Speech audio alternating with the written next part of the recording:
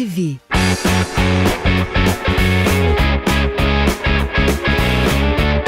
Eu já trabalhei em gráfica perto da minha casa, lá em Santo André. Já trabalhei em estoque de shopping center. Já fui propagandista médico, aqueles caras que pegam a maletinha e fica indo em médico. Já fui funcionário público. Jura? Juro. E foi, acho que, a coisa mais torturante que eu já fui, porque ali eu ficava mal, de todas as profissões que eu já tive. Porque eu trabalhava no setor de varrição e de lixo de Santo André. E chegava muito fax da população pedindo: olha, eu tô com um problema aqui, um cachorro foi atropelado na minha rua. E eu era só um auxiliar administrativo e eu via as coisas chegando e todo mundo lá, ninguém tava nem aí, eles deixavam acumular, acumula aí, depois a gente vai. Cara, aquilo me fazia muito mal. O protesto já surgiu disso? Não, o protesto já era um quadro do CQC mesmo, mas que eu fazia com muita vontade, porque eu vivi dentro de um departamento público. E eu era um moleque de 17 anos, e eu falando: eu quero ir lá e resolver. Não, mas o seu cargo é auxiliar administrativo, quem resolve é o outro lá. Por que não resolve? Ele tá lá dormindo no vestiário. Não sei o que, era tudo assim, cara. Me fazia mal, aí eu saí.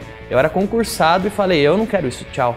Aí eu fui tentando, tive vários empregos, mas eu sempre tentei viver de algo que eu criasse. Nesse meio tempo eu sempre fiquei escrevendo blog, desenhando quadrinho. Era uma necessidade minha. Eu trabalhava de dia e de madrugada, ficava desenhando. Eu tinha alguma ideia, eu tinha que escrever. Como que você chegou no CQC? CQC eu já fazia stand-up e a Elisabetta Zenatti, que era a supervisora da Band na época, viu o meu stand-up, falou com o pessoal da Quatro Cabeças Argentina que estava vindo pro Brasil para eu fazer um teste. Aí eu fiz um teste de repórter inexperiente e passei. E eu era o único ali de todos os repórteres que não era repórter do CQC, eu não tinha um contrato de repórter. Jura? Como assim? Meu contrato era temporário, eu era o único ali que só tinha 2 meses de contrato e ia embora. Mas aí deu super certo, fez um super sucesso. Aí funcionou e terminou o meu contrato. Aí o Diego Barredo, que era o diretor da Quatro Cabeças no Brasil, falou: escuta, vai fazer um teste em Brasília. Aí eu fiz, fui expulso no primeiro dia. Aliás, no meu primeiro dia como repórter inexperiente, no meu teste como repórter inexperiente, eu fui expulso da Câmara dos Vereadores em São Paulo. Depois, em Brasília, eu fui expulso de novo. E aí eu fui contratado. Em que momento que você descobriu que você era comediante e passou a fazer stand-up? Aliás, como que um comediante se descobre que é comediante? Olha, eu nunca... Hoje em dia, que o stand-up é um gênero estabelecido e muita gente vive de stand-up, eu vejo muito ator, muita gente que não tem nada a ver ou que...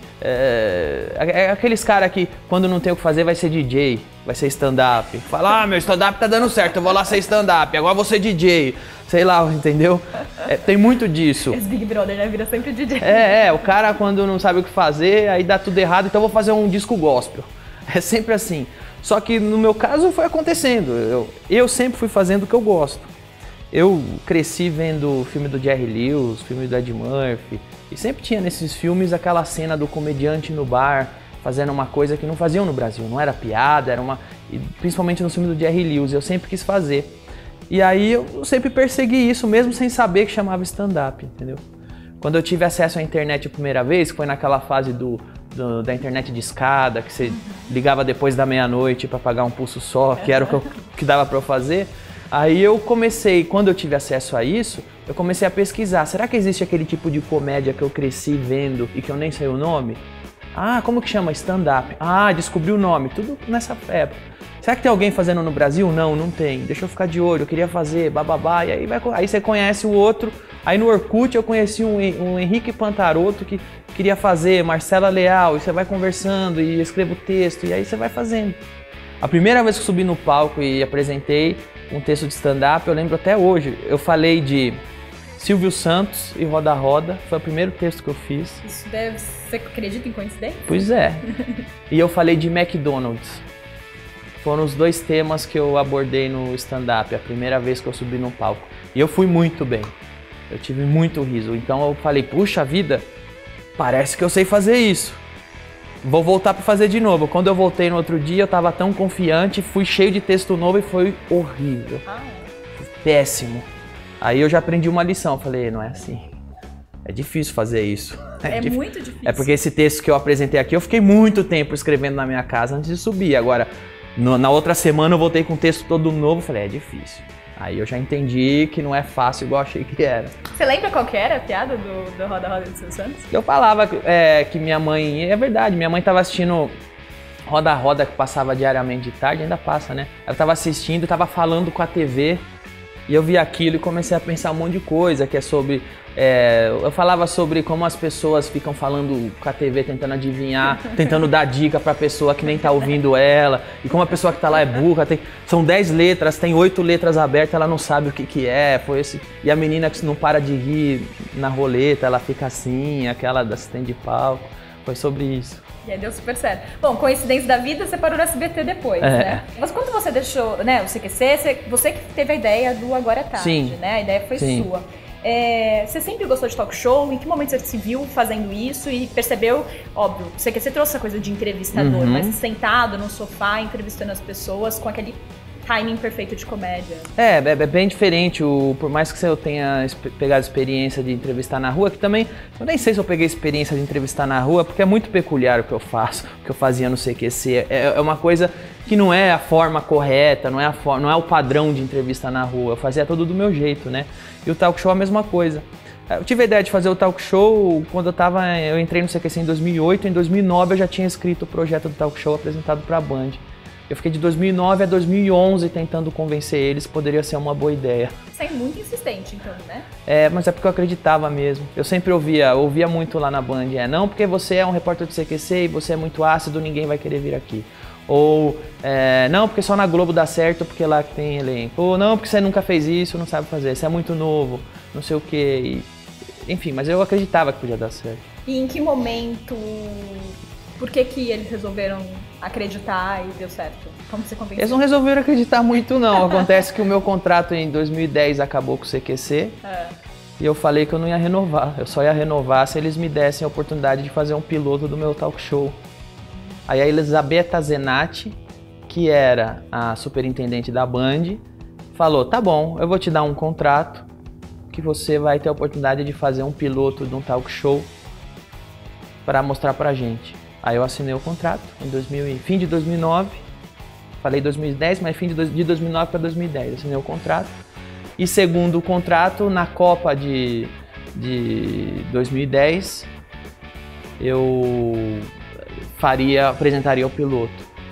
Só que aí mudou, a Elisabetta Zenatti saiu da Band, entrou o Hélio Vargas e ele meio que cagou pro contrato, não tava nem aí, engavetou.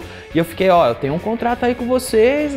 Não, depois, não sei o que lá, ficou enrolando. Até que eu insisti muito, insisti bastante, e eles, tá bom, faz lá pra parar de encher o saco. Aí em 2011 eu fiz, e eles puseram no ar, depois de muita insistência, muita mesmo. E aí a audiência da Band era 0,6 e foi pra 4.0 no primeiro, na estreia. Foi com Marcela Diné. E no segundo dia eu fiz 2, né? Meu contrato me dava 2 episódios só. Segundo dia com a Maria Gabriela também.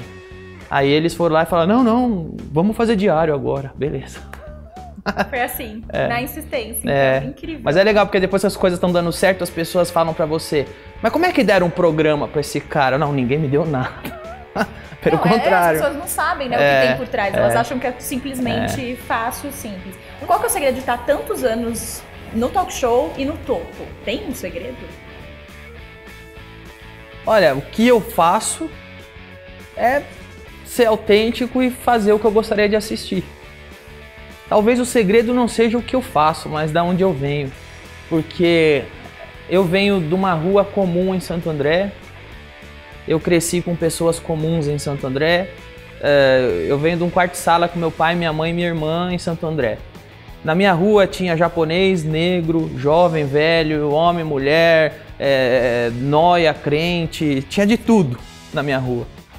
Então, eu sei quando a gente saia na rua o que a gente conversava. Eu gosto disso, eu gostava daquilo, eu me divirto com isso, com aquele outro. Então hoje, quando eu faço um programa pensando no que eu gostaria de assistir, eu acho que eu tô falando por todo mundo, porque eu sou uma pessoa normal. E o Late Show, que é um programa muito legal que você faz. Antes que surgiu essa ideia de fazer com as crianças? Eu sempre quis fazer isso.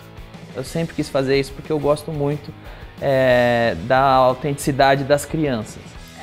E eu sempre achei assim que muitos programas no Brasil que tentaram fazer coisas com crianças, às vezes, toda essa análise que eu faço não é como apresentador, é como espectador.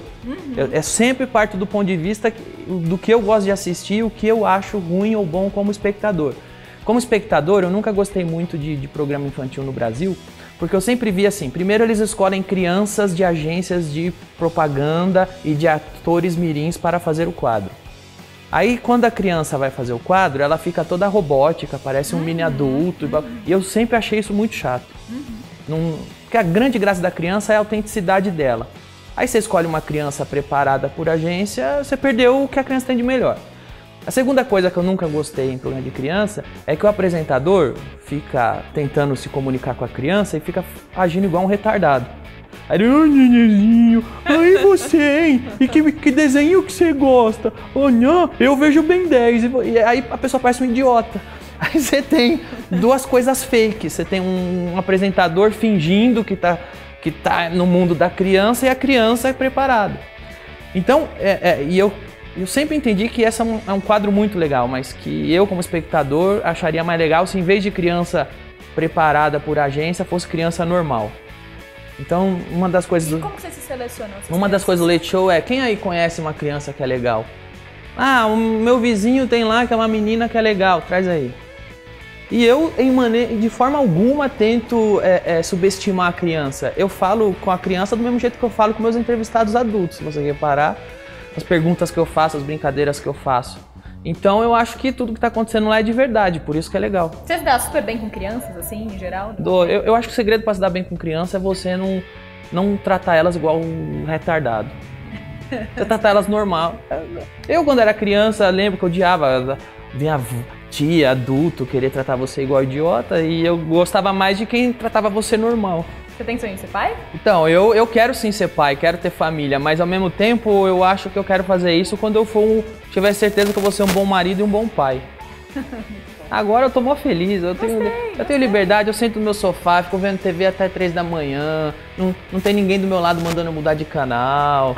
Eu pego e chamo pizza e hambúrguer e como 5 horas da manhã, não tem ninguém do meu lado falando que não pode. Então, tipo assim, quando aparecer alguém que é mais legal que a liberdade que eu tenho, aí eu faço a troca. Porque aí eu não vou me arrepender, eu não vou fazer besteira depois, entendeu? É verdade.